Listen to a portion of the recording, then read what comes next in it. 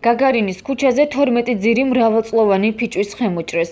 აღნიშნულის შესახებ უზრუნველყოფის სამსახურმა ინფორმაცია ინფო რუსთავისგან შეიტყო. სამსახურში აცხადებენ, რომ მათ მიერ აღნიშნულ ტერიტორიაზე მხოლოდ 2 ძირი გამხმარი ხე მოიჭრა.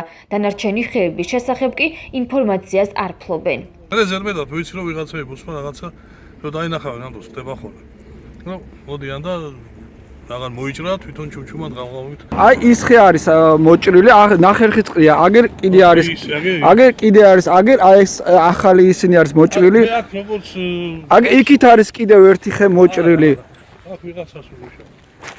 ანუ თქვენ ეჭვი გაქვთ რომ აქ სხვა ვიღაცა პიროვნება. ეხლა მე მოვიყვან ამ წუთში მოვიყვან ბრიგადის ჩემს. ეს არის სულ ახალი მოჭრილები ეთქო. ყოველ შემთხვევაში თქვენი სამსახური აქ არა, თვითნებული. ჩვენ რაც აქ ჩვენ ვიმუშავეთ, კი ბატონო. ერთი ცალი მოუჭერით. ეხლა ვერ გეტყვით რომელი.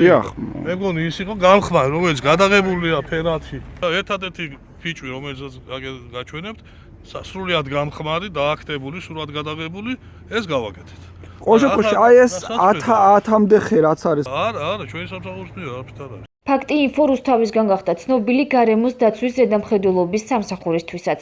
ინფორმაციის გაგების შემდეგ თანამშრომლები აღნიშნულ მისამართზე გავიდნენ, სადაც გადაჭრილი ხეების დიამეტრებისა და მათი მოჭრის ვადების დადგენა მოხდა. მთავრობის დადგენილების საფუძველზე მსგავსი ქმედებისას პირი ჯარიმდება, ან საქმეზე გამოძიება იწყება. იმ შემთხვევაში, თუ გარემოზე მიყენებული ზარალი 1000 ლარს არ აღემატება, პირს ადმინისტრაციული ჯარიმა დაეკისრება. 1000 ლარის გადაჭარბების შემთხვევაში კი საქმეზე გამოძიება დაიწყება.